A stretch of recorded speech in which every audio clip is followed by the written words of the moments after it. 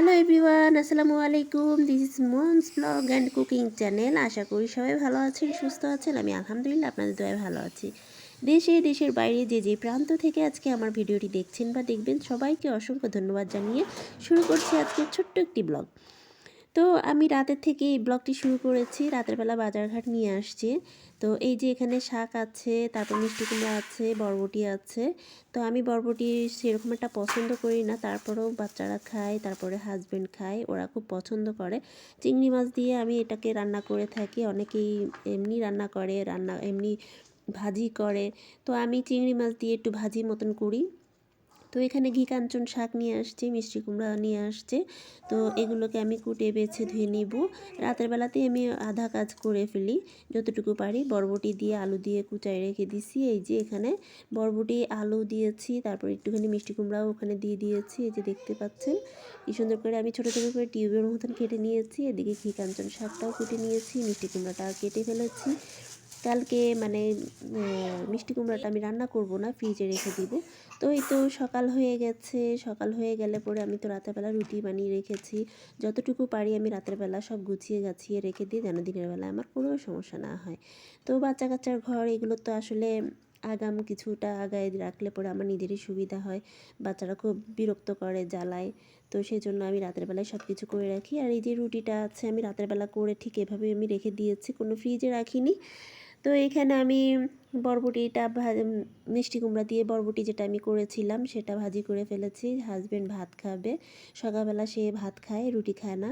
তো আমি এই রুটিগুলোকে আমি সেঁকে ফেলবো। এই যে দেখুন আমি এই তাওয়া নিয়ে নিয়েছি। আর রাতের বেলা অনেকেই হচ্ছে রুটি বানিয়ে ফ্রিজে রেখে দেয়। আমি মনে করি যে ফ্রিজে রাখার কোনো প্রয়োজন নাই, এমনি রেখে দিলে পরেই কিন্তু সেটা ভালো থাকে। আমি সবসময় কিন্তু সেভাবেই রুটিগুলো বানিয়ে এভাবে রেখে দিই। তো এদিকে ভাজি হয়ে গেছে, তারপর ভাতটাও হয়ে গেছে। আমি একটু চা খাই, আমি তো খুব চা খোর, অনেকেই জানেন, প্রচুর চা খোর। চা হলে পরে আমার আর কোনো কিচ্ছু লাগে না। আমি রুটি দিয়ে তারপর চা দিয়ে খেয়ে ফেলি। আমার খুব পছন্দের এটা একটা খাবার। অন্যান্য জিনিস থাকলেও আমি তেমন একটা খাই না। তো রুটি চা আমি খুব পছন্দ করি দেখে ওইটা খাই।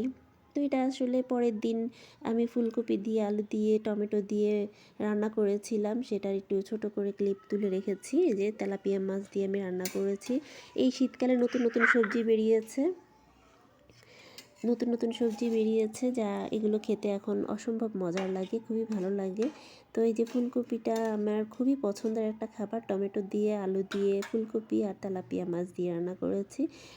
এই মাছটাতে মানে এই মাছ দিয়ে রান্না করলে তরকারি রান্নাটা খুব সুন্দর হয়। তারপর আমি যে নিচে নামতেছি, আমার শাশুড়ির ঘরে এখানে একটা বিড়াল ছিল। তো ওকে আমি একটু ধরতে চাইছিলাম, মানে ভিডিও করতে চাইছিলাম, তো ভিডিও করতে পারিনি। তো যাই হোক, আমাদের বাড়ির পাশেই হচ্ছে কি এত বড় একটা উঠান। এই যে এখানে বাচ্চা হচ্ছে কি সাইকেল চালাচ্ছে, ছোটোটা বড়টা। এখানে এই যে ছোটোটা তো খুব দুষ্টুমি করে, ও এত বড় একটা মাঠ পেলে খুব খুশি হয়ে যায়।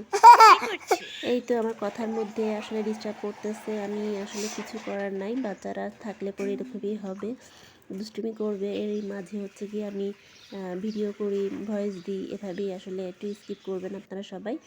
তো এখানে হেল্পিং হ্যান্ড আপু আছে, এসেছেন, উনি কাজ টাজ করে দিচ্ছে। আর এদিকে হচ্ছে কি আমাদের গোডাউন, এই গোডাউনে বাচ্চারা খেলনাপাতিগুলো রাখে। তারপরে হচ্ছে কি আমাদের অন্যান্য জিনিসপাতিগুলো আমি রাখি এখানে। এরপরে এখানে এই যে মানি প্ল্যান্ট গাছটা আছে, এই গাছটা সুন্দর করে উঠেছে। তো ভাবলাম যে এটাতে একটু পরিষ্কার করি, পরিষ্কার করলে পরে দেখতে ভালো দেখা যাবে, পাতাগুলো দেখতে ভালো দেখা যাবে। তো এগুলোকে একটু হালকা পানি দিয়ে পরিষ্কার করে নিয়েছি। এই যে দেখুন কি সুন্দর লাগছে, কি সুন্দর পাতাগুলো একদম সবুজ হয়ে আছে, আমার ধরতে খুব ভালো লাগতেছে। মানি প্ল্যান্ট গাছটা কি সুন্দর গোল হয়ে উঠেছে। তো সন্ধ্যার দিকে আমি এই যে কিছু বাজারঘাট করা হয়েছিল, আটা নিয়ে আসছি, ভিমবার নিয়ে আসছি, তারপর হুইল পাউডার নিয়ে আসছি, চিনি নিয়ে আসছি, চা পাতা, দুধ নিয়ে আসছি। তো এখানে আমার বাচ্চারা খুব দুষ্টামি করতেছে। তারপরে বড় বাচ্চাটাকে পড়তে বসিয়ে দিয়েছি। এই যে ওর হাতে লেখা আগে থেকে অনেক সুন্দর হয়ে গিয়েছে, মাশাআল্লাহ। ওকে আমি ভর্তি করাবো। আপনারা তাদের জন্য, আমার 2 ছেলের জন্য দোয়া করবেন। আশা করি তাদেরকে হাফেজ করার নিয়ত করেছি, ইনশাআল্লাহ। আপনাদের দোয়া এবং আল্লাহর হুকুম হলে পরে তাদেরকে আমি হাফেজি করব। তো ভিডিওটি এই পর্যন্ত, ভালো লাগলে লাইক কমেন্ট শেয়ার করবেন, আমার পাশে থাকবেন, আমিও আপনাদের পাশে থাকবো। আর সব সময় আমাকে সাপোর্ট করবেন, আমিও আপনাদেরকে সব সময় সাপোর্ট করব। তো এই পর্যন্তই, আল্লাহ হাফিজ, আসসালামু আলাইকুম।